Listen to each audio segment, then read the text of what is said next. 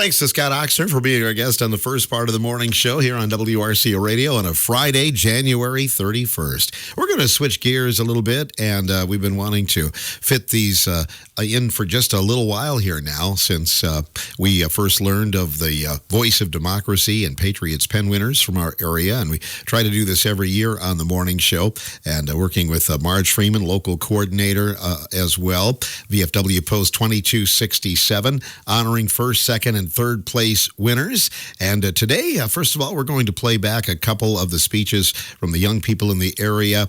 Their teacher is Christine Brenninger at Eagle School here in Richland Center. And the Voice of Democracy winners are a little different age group. They're grades 9 to 12. So these are the middle school level. And first of all, the second place speech submitted by Nolan Hayes, who is a 7th grade student at Eagle School in Richland Center. My voice in America's democracy. As a 12-year-old, it may seem that I would not have a voice in America's democracy. However, I believe that I do have a voice, and my voice can affect our democracy. How is it possible that my voice can be heard, and who will listen to me? As an American, I am proud to take advantage of my right to free speech with my use of social media by talking with local veterans and through buying goods made in America. Social media is the most common way for my generation to express their voice in America's democracy. While all social media websites are not appropriate for teenagers to expose their opinions, there are some websites that are fine for teenagers to use in discussing their views. During the current election season, teenagers are especially giving their opinions on social media about who is the better candidate in this year's election. I can be a part of the conversation through social media sites. Talking with local veterans is another great way to use my voice in America's democracy, because veterans can explain what it was like to serve in war. They can help me decide whether if I should join the armed forces. And I can also encourage them with my thankfulness for their sacrifice. By doing so, I not only support our veterans, but also my voice is heard. Buying goods made in America is another way to express my voice in America's democracy. Purchasing American-made products puts more money into our economy and helps the economy get back on its feet. These sales give tax money to the government, which can be used to help the residents of America with programs that provide aid for food and housing. My purchases are a way of making my voice heard. I believe that my voice is being heard when I share my ideas about America's democracy.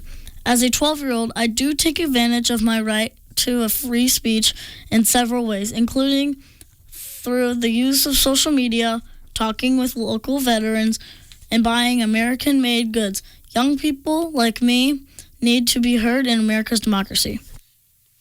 Thank you very much to Nolan Hayes, 7th grade student at Eagle School, second place finish in the Voice of Democracy, and certainly lots of great, I should say Patriots Pen, and that's grades 6 through 8. So second place for Nolan Hayes, and the first place entrant, as judged this year, Rocky Brandenburg, who is an 8th grade student, also at Eagle School. His teacher is Christine Brenninger. My voice in America's democracy. Having a free voice is an essential part of America's government, a defining feature of our democracy, which keeps the government accountable. My voice in America's democracy is important because it contributes to the fairness of America's democracy, allows petitions to be made, and encourages others to express themselves free from worry. Fairness and equality are important aspects of American democracy and can be achieved through my voice and the voice of others. In dictatorships, a free voice is non-existent because government makes decisions without consideration for their people. America's democracy, on the other hand, allows free speech and also allows voting with secret ballots. Whether it be through laws electing the president or other matters of American life, I can affect outcomes with my voice.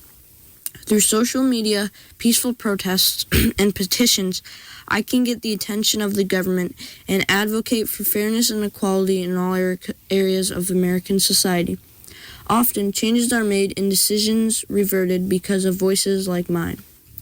Petitions provide evidence that change is needed and wanted. In my opinion, petitions are one of the most effective ways to use my voice and request changes.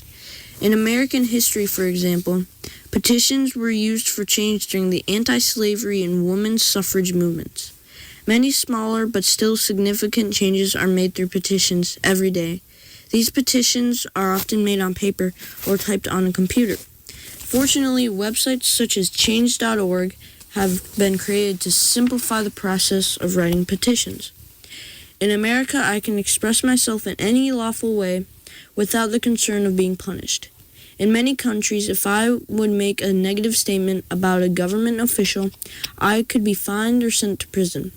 If our democracy did not allow freedom of speech, speaking publicly about the government would be risky, and criticizing her decisions would not be possible. Unfortunately, people often forget how lucky we are to be able to speak our minds without fear of punishment. Each voice, including mine, is significant. My voice in America's democracy is particularly important to me. It is one of the most defining features of our democracy. It helps to keep the government accountable and guards against corruption.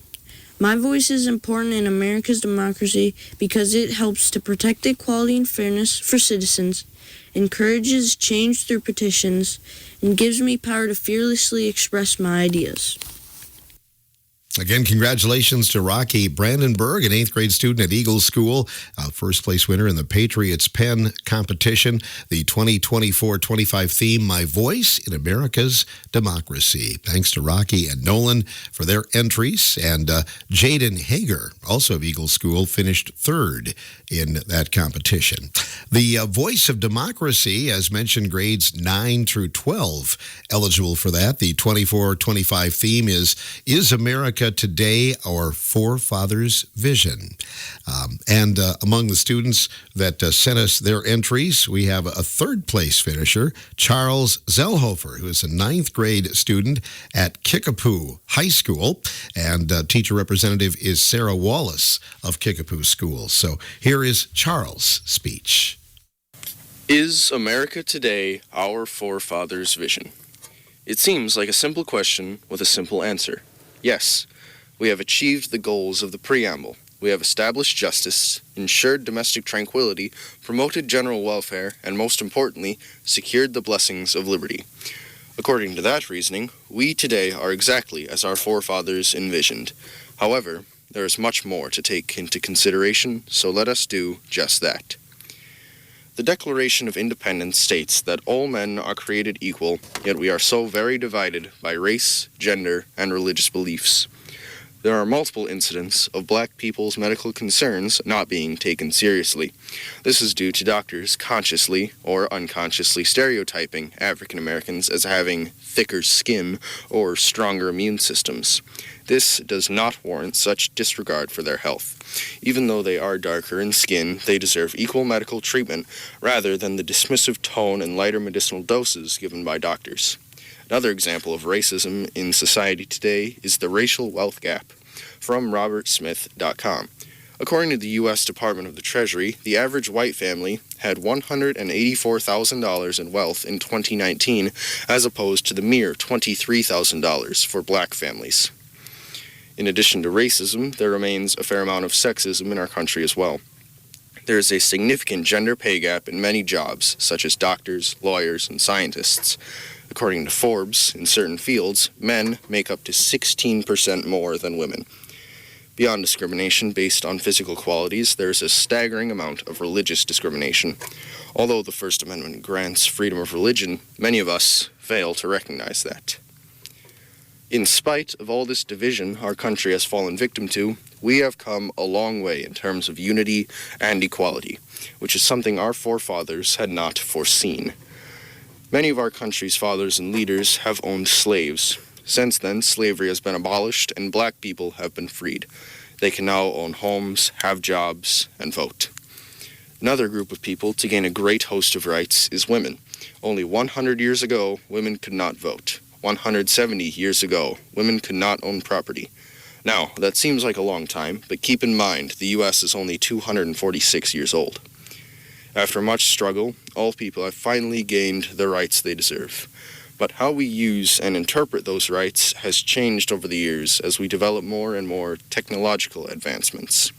Of course, the Founding Fathers knew our country would change and adapt, but it is impossible for them to have foreseen such a roar in technology. When our country was created, we had only horse and carriage and sailing ships, so traveling even short distances took many days. Since the invention of the automobile, motorboat, aviation, and locomotion, we can traverse entire continents and oceans in a matter of hours, something our forefathers never could have imagined. With transportation, communication has greatly advanced as well. It would be nearly a century after America's founding that the telephone was invented, and another century after that for the mobile phone to arrive. But one thing that no one from that time could have seen in their wildest dreams was the internet. It allows news to travel instantaneously rather than the few days to many weeks it took for a paper to go from town to town by mule. The internet allows instant international communication and transmission, a luxury no one could have expected. With all these advancements, our government has changed significantly. With the internet, news spreads faster, resulting in a far more informed population. With better transportation, government leaders can travel to other countries whenever they need to discuss foreign relations. As we have seen, America differs greatly from what our forefathers envisioned. We are more segregated than they stood for, yet far more united as a nation. We are incredibly advanced, both technologically and in terms of government and justice. In conclusion, America is not our forefathers' vision, but that may not be such a bad thing. Charles Zellhofer, a ninth grade student at Kickapoo Schools, finishing third in the Voice of Democracy competition here in the area. VFW Post 2267 hosting and promoting this great event. And next up, we have the entry that finished first place. The entries sent to the 3rd District VFW, and one winner, Sam Edel, for which his entry has been sent to the state VFW. And if he wins at the state level, his entry will proceed to the national VFW. So here is Sam Edel, who is a 12th grade student at Kickapoo Schools. And again, his teacher is Sarah Wallace. It is September 1787. The Constitutional Convention has just concluded. And as Benjamin Franklin is emerging from Independence Hall, a reporter asks, "Well, Dr. Franklin, what have we got? A republic or a monarchy?" To which Benjamin Franklin replies, "A republic, if you can keep it." What was the vision for this new republic? It was a nation founded on God-given rights, inalienable rights, not privileges bestowed by a king or queen. It was a nation of the people, by the people, and for the people. A noble vision, if we could keep it. Does this vision of our forefathers still stand today? Yes, it does.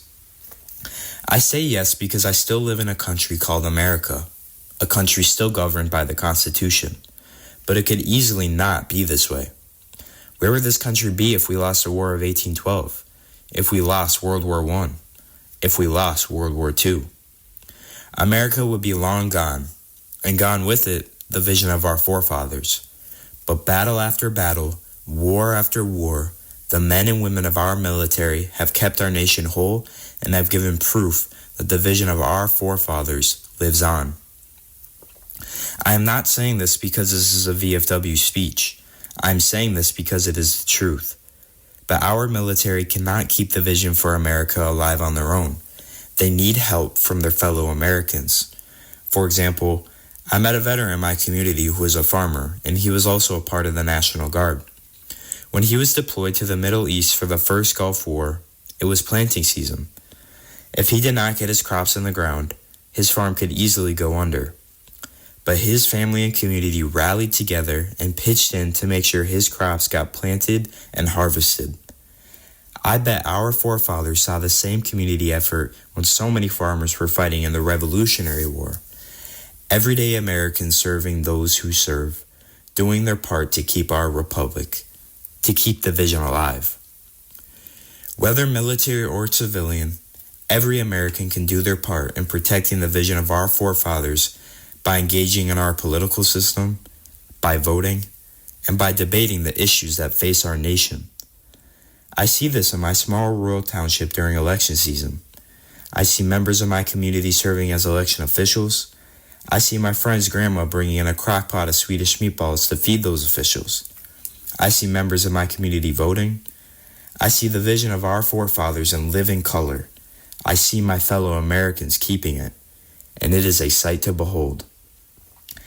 Our forefathers knew.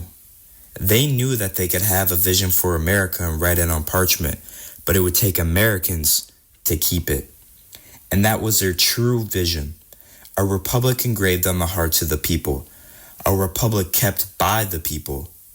And kept it they have. Our military has defended our country time and time again, and still do to this very day. While our military serves on the battlefield, there are Americans who support our military in whatever way they can, in their own backyards and farm fields. And there are Americans, military and civilian, who vote and keep our government living and vibrant. I see all of these patriots as the living proof that America today is the vision of our forefathers because they are the ones who keep it. Sam Edel, who is a 12th grade student at Kickapoo School, who also won first place at VFW District, and his entry goes on to state. And we will know in February if he wins first place at the state level, for which his entry would go to the national level. Sam also placed very high scores a few years ago, and his entry also went on to nationals. He qualified to enter again since he did not win at the national level that year. However, he did receive a $1,000 scholarship at that event in Washington, D.C. Sam and his family will be at Oshkosh February 15th at the VFW Midwinter and will be a guest speaker in front of several hundred VFW members throughout the state of Wisconsin. Thanks to Marge Freeman for organizing this VFW Post 2267, which is dedicated to promoting patriotism and investing in our future generation. The chance for area high school students and their students in the area classes of the high schools and schools in the area to receive up to a $35,000 college scholarship, or also for a middle school student interested in winning a total of $5,000 in the Patriots Pen. That wraps up this edition of The Morning Show on WRCO Radio. It's been a good week. We have a lot of great guests lined up for next week here on the program as well.